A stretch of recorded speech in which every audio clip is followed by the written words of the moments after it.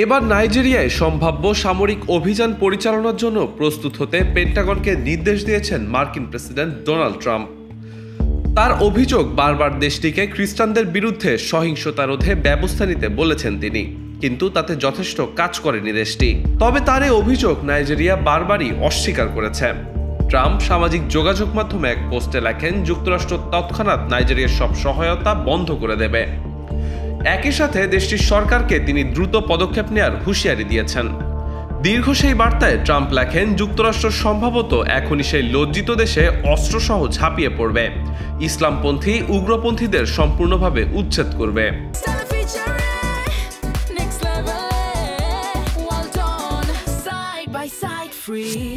উল্লেখ্য, নাইজেরিয়ার 23 কোটির বেশি জনসংখ্যার মধ্যে ইসলামী উগ্রপন্থীদের হামলায় খ্রিস্টান ও মুসলিম উভয়ে আহত ও নিহত হচ্ছেন। দেশটিতে সহিংসতার প্রেক্ষাপট অনেকটাই ভিন্ন।